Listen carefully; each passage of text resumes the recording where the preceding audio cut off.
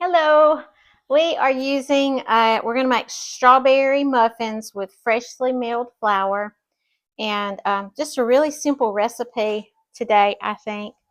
Um, we also just went through a mass feeding training with disaster relief, and so I'm like, oh, it just touched my face. So wash your hands, wash your hands, wash your hands, right? Anyway, but I'm going to use my spurtle to mix everything up. So I have in my bowl, I have 2¼ cups of freshly milled soft white wheat flour. Um, and in addition to that, I also have a teaspoon of salt, a teaspoon of baking powder, and a teaspoon of baking soda. I'm going to add my strawberries into this mixture. I'm going to mix everything together.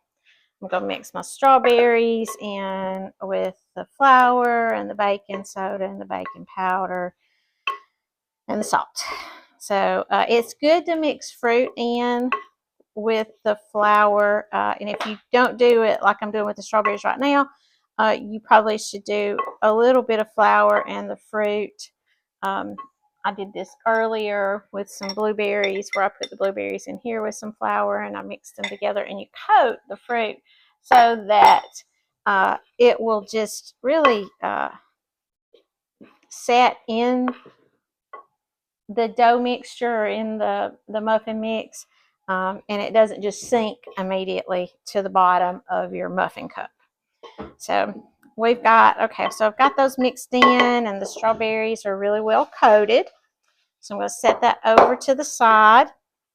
I have measured out a cup of whole milk, and I have ½ a cup of honey that I'm going to add to the milk.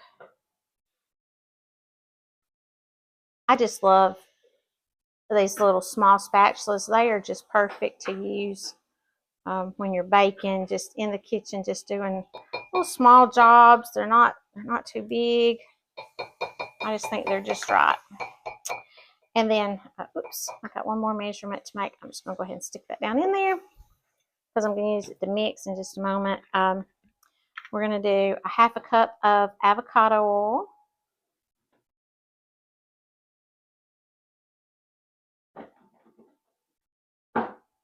You could also use coconut oil or just regular vegetable oil with this. You could also use melted butter. So I'm gonna start mixing that in. And this is our wet ingredients. The last item that I'm gonna add to our wet ingredients is our duck egg. So our ducks have finally, I don't know if Jonathan's made a video on this, but the ducks have finally started laying. And we're getting, on average, we've got 2 female ducks, and we've started getting 2 duck eggs a day. Sometimes it might just be 1, but right now we're getting 2, so that's really exciting.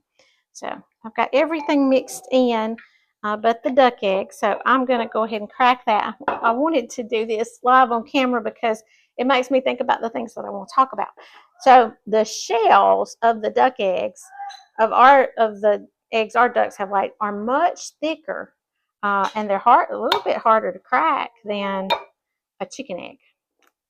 So, and I've also noticed that the whites of the duck egg is thicker than on a regular chicken egg. So duck eggs are supposed to be really good for baking. Everyone says they're very rich, and so they're good for you to make like baked goods with. So this is our first go round using duck eggs with the muffins. So we'll see what everybody thinks about that. So now I'm gonna take and I'm gonna add my liquids. I actually need to whisk these liquids together. Let me, still using my spatula. Just take that out. It's got some honey on it. Let me get this whisk. I'm gonna whisk those together, and then I'm gonna put my wet ingredients into my dry ingredients until just combined. Yeah, I'm kind of splashing those out.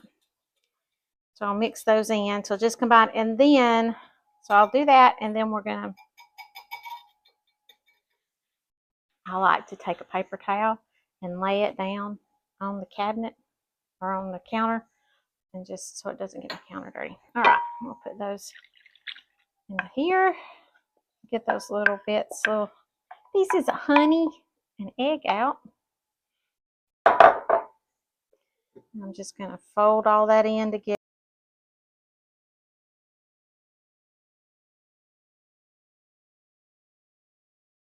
Okay, with freshly milled flour, I like to kind of move my mixture around and make sure that the flour is off the bottom, because it absorbs slower than your regular flour, than your all-purpose store-bought flour. So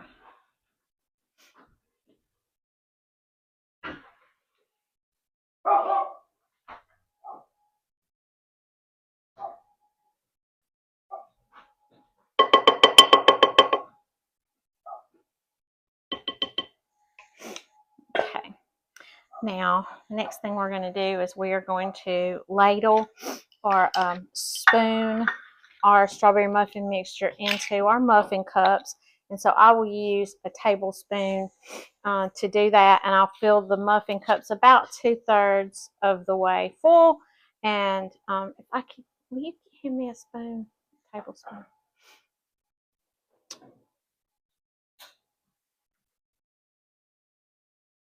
Thank you. Okay, so we'll start that, and then we'll put these into the oven. The oven is set on 350, and these will cook for about, I'd say about 20 minutes, based on the way the mixture looks. It's a little thinner than some muffin mixes, which I made but sometimes it takes a little longer when the mixture is a little thinner for it to cook. I had to cook my banana muffins this morning a little longer.